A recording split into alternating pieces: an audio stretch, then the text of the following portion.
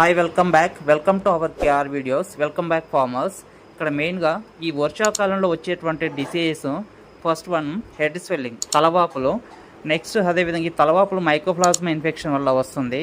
Next అదేవిధంగా second diseases వచ్చేసి ఎక్కువగా ఈ వర్షాకాలంలో వర్షం వాటర్ అనేది లోపల పడ్డప్పుడు, నెక్స్ట్ ప్రాపర్గా కట్టన్ మేనేజ్మెంట్ చేయకపోవడం వల్ల కానీ, నెక్స్ట్ ఉనుక తడిసిపోయినప్పుడు మీరు నెగ్లిజెన్సీగా ఈ యొక్క డ్రింకర్లు అనేది ప్రాపర్గా క్లీన్ చేసుకోకపోవడం వల్ల వచ్చేటటువంటి డిసీజ్ సిఆర్డి.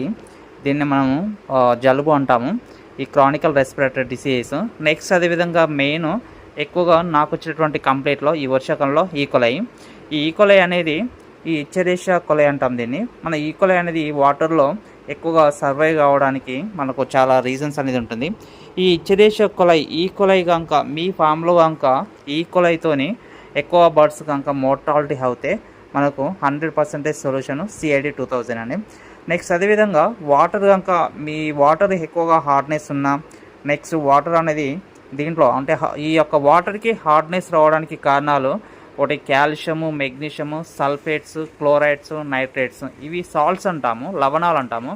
ఇవి కనుక వాటర్లో హెవీగా ఉంటే, ఉన్నదానికంటే ఎక్కువగా ఉండడం వలన లావణీయత అనేది పెరుగుతుంది, హార్డ్నెస్ అనేది పెరుగుతుంది. దీనివల్ల వాటర్కి అనేది హార్డ్నెస్ వస్తుంది. ఆ వాటర్ అనేది ఎప్పుడైతే ఈ బర్డ్ అనేది తాగినప్పుడు బర్డ్లో ఈకోలై ఫామ్ కావడం అనేది జరుగుతుంది. అదేవిధంగా వాటర్ కంటామినేటెడ్ అయినప్పుడు, నెక్స్ట్ ఈ వర్షాకాలంలో ఎక్కువగా ఈ వర్షపు నీరు వచ్చి చేరడం వల్ల, నెక్స్ట్ మనం ట్యాంక్స్ అనేది ఓపెన్ పెట్టుకున్నప్పుడు, నెక్స్ట్ బోర్ వాటర్లో కూడా వర్షపు నీరు చేరినప్పుడు దాంట్లో ఈకోలై అనేది సర్వే కావడానికి చాలా ఛాన్సెస్ ఉంటుంది. అలాంటి వాటరు, కంటామినేటెడ్ అయినటువంటి వాటరు ఈ యొక్క బర్డ్స్ అనేది తాగినప్పుడు కంప్లీట్గా ఈకోలై అనేది వస్తుంది.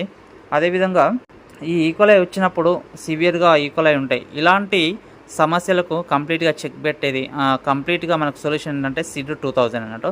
సో మనకు ఫస్ట్ కొంతమంది ఫార్మర్స్ అడుగుతున్నారు, ఈ ఈకోలై ఇచ్చినప్పుడు ఈ యొక్క CID 2000 అనేది నార్మల్ శానిటైజర్గా వాడవచ్చా, దీనివల్ల బాడీ వెయిట్ లాస్లో అనేది అవుతుంది అనేది చాలామంది అడుగుతున్నారు.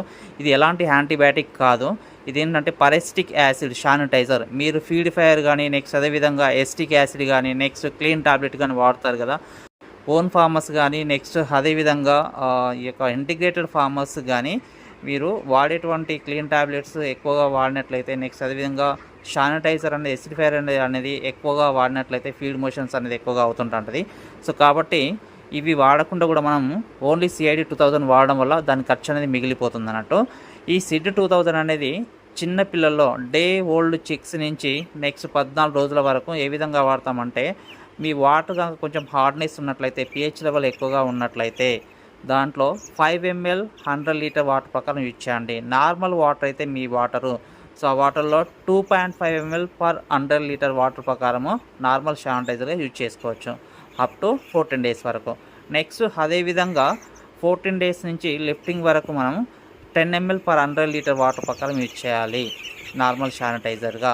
ఒకవేళ మీ యొక్క వాటర్ అనేది హార్డ్నెస్ ఉంటే ఇంకొంచెం డోస్ అనేది పెంచుకోవచ్చు.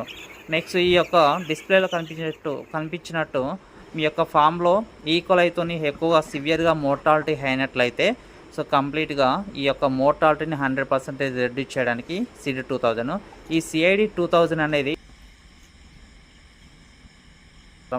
400 ml 1000 లీటర్ వాటర్లో 5 to 7 days యూజ్ చేసినట్లయితే కంప్లీట్గా 100% క్లియర్ అయిపోతుంది. ఎలాంటి ఇన్ఫెక్షన్ అనేది బర్డ్లో ఉండదు. సో ఈ CID 2000ని ఎక్కడికైనా మనం APSRTC, నెక్స్ట్ అదేవిధంగా కార్గో ద్వారా, మనం TSRTC కార్గో ద్వారా పంపించబడుతుంది. మీకు కావాలనుకుంటే కింది నెంబర్కి కాల్ చేయండి. Thank you farmers.